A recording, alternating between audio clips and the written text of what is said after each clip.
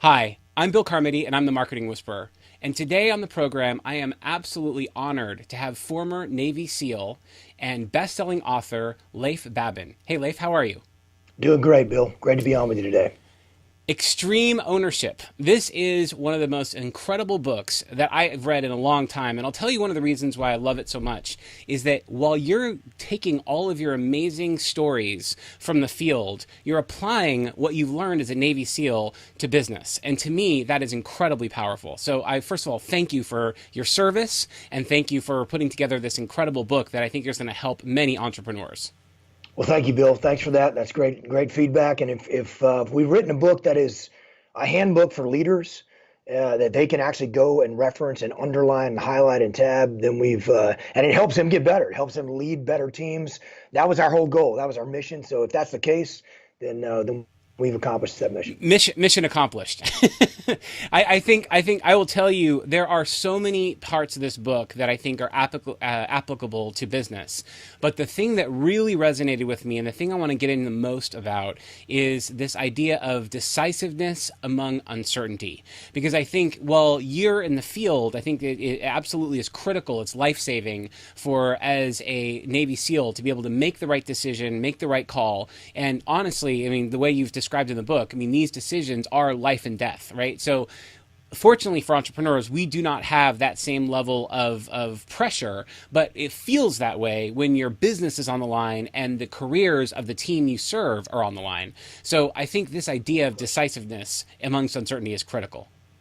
No question. You know, people ask us this all the time. They're like, well, it's easier for you guys if you've got if you're because there is so much at stake and it is life and death. But the reality is, with business leaders, livelihoods are at stake. You know, people's careers are at stake, capital is at stake.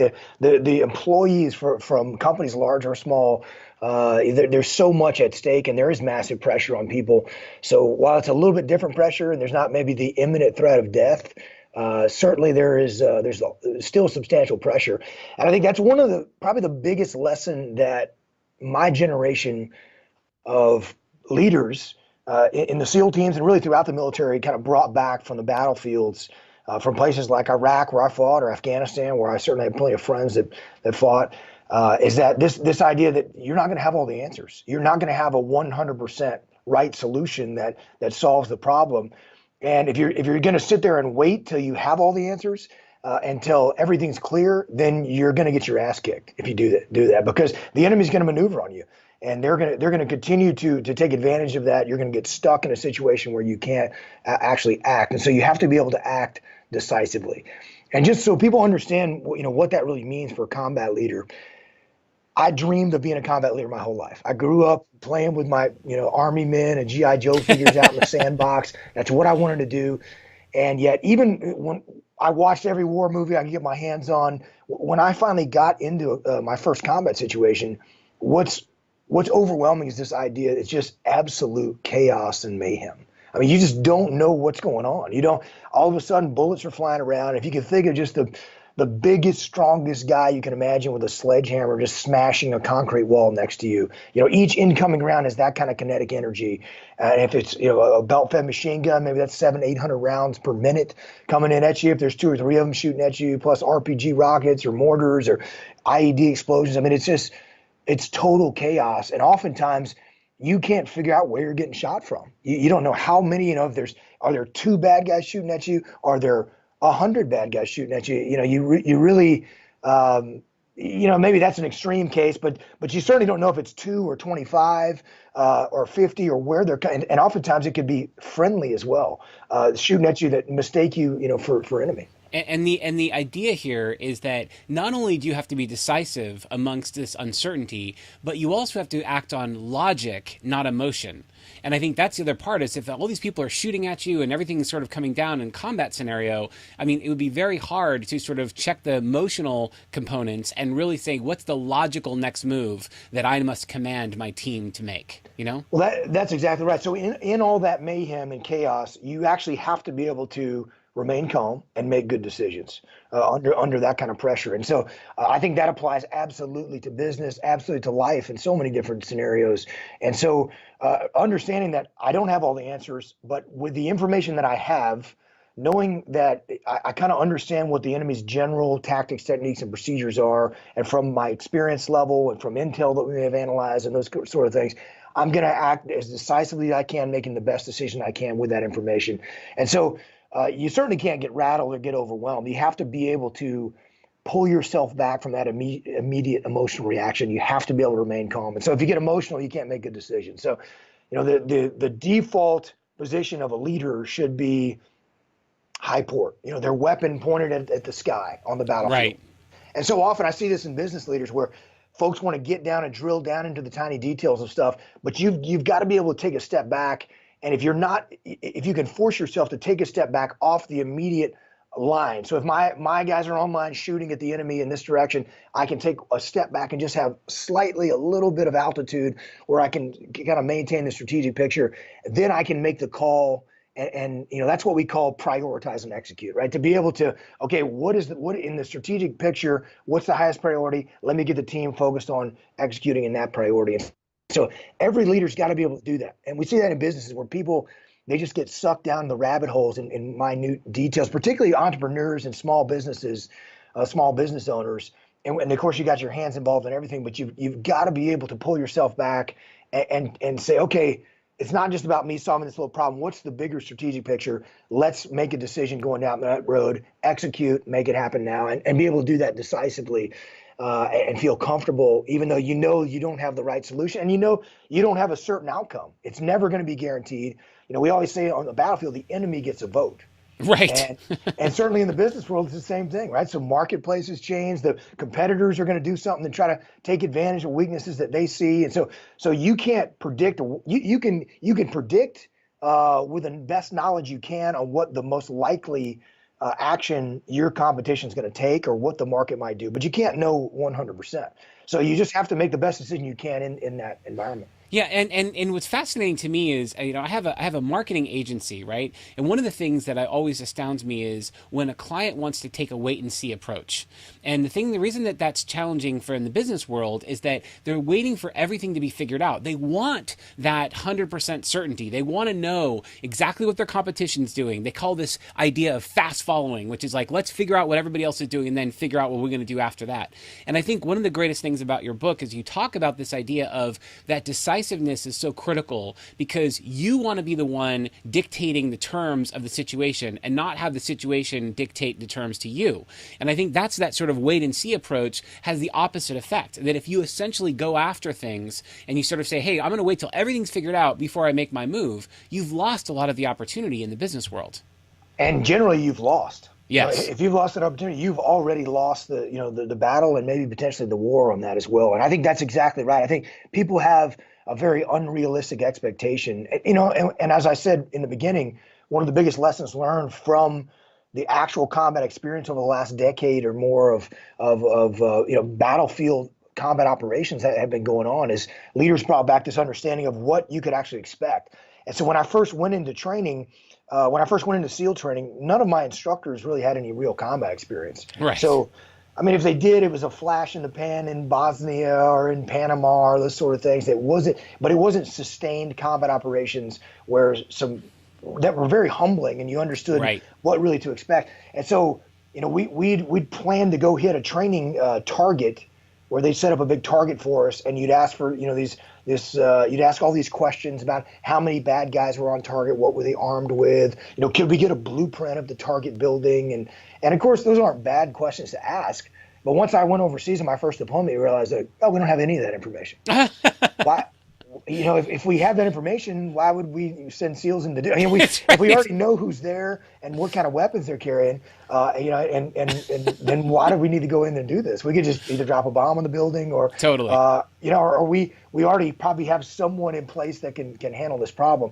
So it's just understanding what the expectations are, and then I have to be okay with that. It's like, okay, I don't know exactly how many bad guys are on target and what their weapons are, but I understand that, this level of terrorist leader probably has, 2 or 4 bodyguards, and generally they're carrying AK-47s, and maybe they have an RPG rocket. And, so, I mean, those kind of things where then you just make the decision based on that information that you have, and you have to accept that you're not going to have all the information. So we one of the things we do with our business, Echelon Front, for me and Jocko, the co-author of the book, is help people understand that they, as a leader, you're failing the team if you're not acting decisively. If you don't have that default aggressive mentality that we teach our SEAL leaders that they've got their default setting, their default mode should be aggressive. And I don't mean aggressive towards people or screaming and yelling. I'm talking about aggressive,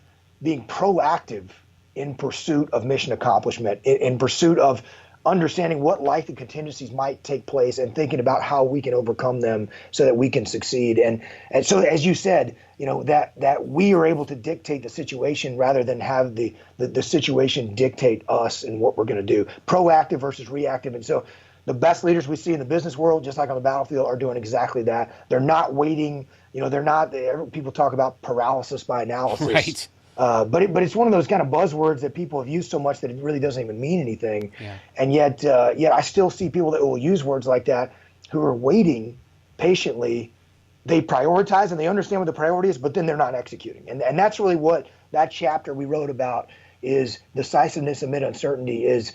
You got to execute. I don't have all the answers. I don't know what the enemy's going to do, but I think this is the most likely outcome. And I'm going to aggressively execute in this plan. It doesn't mean I'm stuck to that plan. I'm going to blindly follow that plan to our deaths or to not accomplish the mission if I see that my initial assumptions were incorrect and I need to adjust that plan. So I've got to be able to adjust, and I've got to be able to rapidly shift if a new priority comes up. I can't get target fixated, on one thing. And some business leaders, certainly, just as battlefield leaders, have a hard time with that as well. I one of the things I've been very interested in a lot of the Tony Robbins work, and one of the quotes that always stuck with me that sort of came up on this book too was this idea of the quality of your life is determined by the level of uncertainty that you can reasonably live with. And to me, that's the thing, is that it's not even just in business, it's in life. Like, if you want everything to be certain, your life is going to be boring. You know what I mean? It's like, and first of all, you're going to be disappointed because life isn't certain, right? And so the idea of as much uncertainty as you can comfortably handle, that's going to determine the quality of your life. And I will say that's also true with your business. The more uncertainty you can handle in any given moment, in any given situation, the better off you're going to be as a leader, because you understand that you're not going to have all the answers. You're definitely not going to have all the information, but you still have to act decisively. Well, that's exactly right. And so you're going to be, as you said, disappointed because that's just not reality. I mean, you're not going to be able to control a situation. I mean, even you could apply it to politics. I mean, there was so many people who were just absolutely convinced Hillary Clinton was going to win this election. There was no chance Trump was going to get trusted. In fact, it was going to be a blowout. It was going to be a landslide, right? And that was obviously not correct. So there is so many things like that where whether it's the marketplace. I got caught up in the big real estate bubble in San Diego, as a young junior officer when, it was in 2005. It was, this can never go down. It can never go down. This is the hot real estate market. You should buy into it, get into it, invest all your money. So for me, it's the understanding that nobody has all those answers. And if people are telling you that, the market can never go down, you probably ought to start planning that it's going to go down, because that's when it's going to happen, and you're going to get caught off guard. And so, people ask us all the time about the fear factor and how do you control fear and this kind of thing. And there's certainly a paralyzing fear that you can't have that. Obviously, on the battlefield, you can't be someone who's paralyzed by fear. You got to be able to react. But the reality is, most people that think that way, they think that there's superhumans out there that don't have fear, that just have no concern for their own safety, or that they would welcome their own death or horrible wounding, and it just doesn't exist, right? So our guys, they're not fearless, but they act and they're able to fight through fears because they trust in the team, they've trained, they've rehearsed, and they prepare. But the part I'm trying to get to on this is that if you're not feeling a little bit of butterflies in your stomach when you're launched on a combat operation, you're probably failing as a leader. You're missing something. And so it's overconfidence. Then you're overconfident, because you should be thinking about, okay, what did I miss? What's the enemy doing that we hadn't even thought about? And how are we going to be prepared for that? Does everybody on the team, are they prepared for the contingencies that we talked about? Do they understand the plan? And so you should be thinking of these things all the time. And when you're getting comfortable and resting back on your laurels and thinking what bad can possibly happen, that's when you're setting yourself up for disaster right there. I think the same thing is true in business. Is that you want to feel the fear, but you want to do it anyway, right? You want to feel the fear, you want to feel the experience, you want to feel that, like, okay, there's a little anxiety, there's a little bit uneasiness. That's natural, but it's the idea of not sort of letting that debilitate you, but instead focusing in on what can I do with this information, right? The things that are making me uncomfortable, it usually means I'm about to either learn something or I'm about to grow in the business world, right? Because if I'm basically stretching myself, I'm getting outside my comfort zone. And by definition, I'm getting into some new territories that I don't necessarily have full control over or have fully appreciate or understand. And so it's like, how do I stretch myself and then use that to basically be a better leader, right? That's one of Jocko's used that line many times, is there is no growth in the comfort zone. And so Yeah. one of the things about our training is putting people outside of their comfort zone where they are overwhelmed. Yeah. One of the reasons our combat leaders are able to do very well, even without prior combat experience, is that we put them in training scenarios where they understand how chaotic and the mayhem that they're going to have to deal with, and they're able to embrace that, and they're able to remain calm, and they're able to make decisions. So I think that's something that in the business world you have to expect those things are going to happen, think through those contingencies, and then put training in place, particularly for those young leaders who have not had enough life experience to know just how bad it can be. But even for anybody, no matter how long years they have in a particular business, put people in situations where they're outside their comfort zone, where, wow, I didn't even think of this contingency. That's where you're going to learn. That's where you're going to grow. And so often when I hear things like, I'm frustrated with my junior leaders, I working with a number of businesses where they'll tell me, well, they're inexperienced. I don't feel comfortable having them out there. And, I think this could go really poorly, and I can't be in all these areas at one time. I was like, well, where's your training program?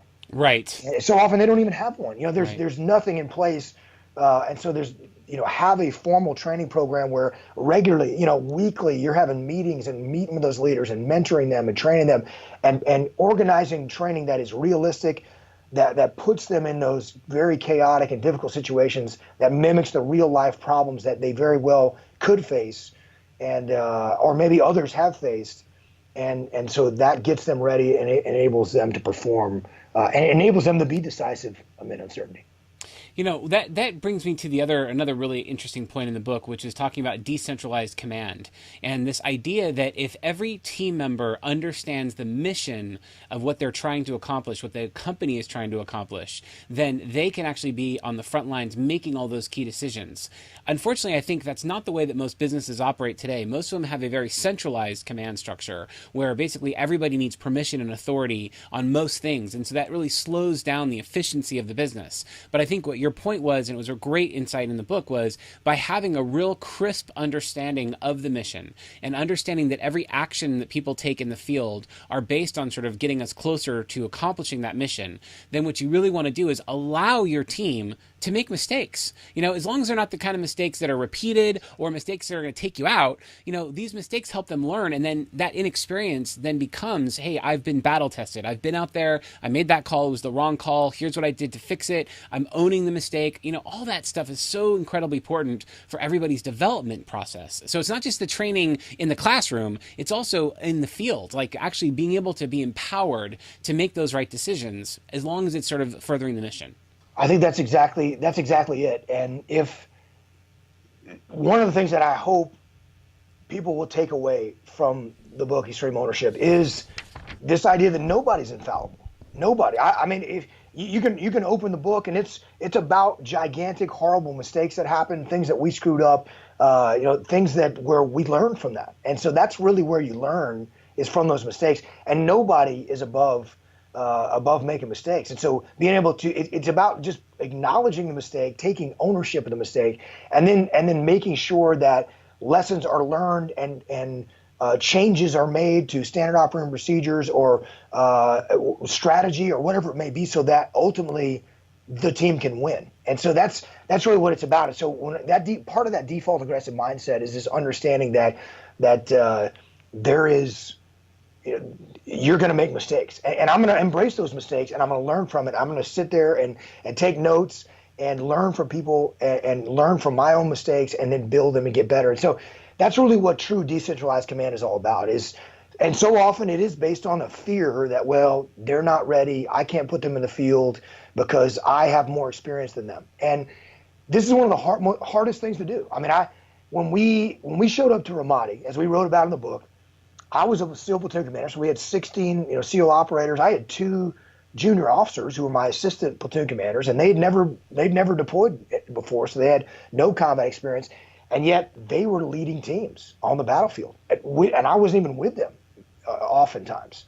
So I had to make sure that they understood the mission, that they understood, the left and right limits of their decision, where they could make decisions and be confident in that, where they needed to ask permission, to make decisions, get approval up the chain. And you have to have that in your junior leaders. And the only way they're going to get that is by training, putting them in a training program, working on them, mentoring them. And that's something Jocko did to me, because oftentimes he was in the tactical operations center managing our back with the Army at the staff position, and I was out in the field with my guys. So I didn't have him right next to me either, and he had to have trust and confidence that I was going to be able to execute. And so it's a very hard thing to do, but you develop that trust and confidence through a training program, and it gives you the opportunity. You come back from those operations and say, listen, I need you to make those decisions, because in decentralized command, oftentimes, sometimes you get a leader who just wants to control everything. That becomes centralized, and nobody else is going to make decisions. And if you have a leader, and I've done that before, where I'm trying to control everything, and your team just sits and waits for you to make a decision. Yep. And so you can't be everywhere at once, and so that's a failure. You can't have that happen. The opposite of that is that sometimes you get people who, at the junior leaders, that think, well, this is decentralized command, so I can just do whatever I want to do. I'm in charge of my 4-man team, and the platoon commander, task unit commander, are in charge of their 16 or 36 guys.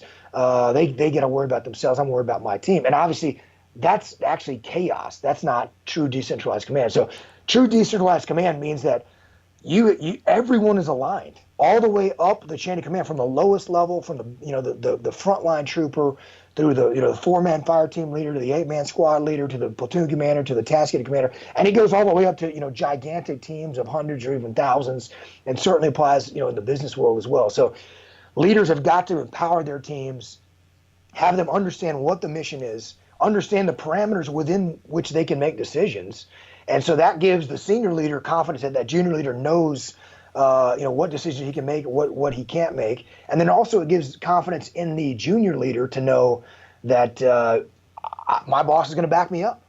If I make this decision, my boss is going to back me up. So that's really what true decentralized command looks like. And it's about trust and confidence. It's about communication up and down the chain. But it's about a clearly defined roles and responsibilities, clearly defined decision-making about what leaders can and can't do. And of course, there's got to be that alignment all the way through, from the strategic mission all the way down to the tactical mission. I love it. Leif Babin, co-author of Extreme Ownership, How U.S. Navy SEALs Lead and Win. Leif, thank you so much for being on the program today. This was amazing. Thanks for having me. Great to see you, Bill.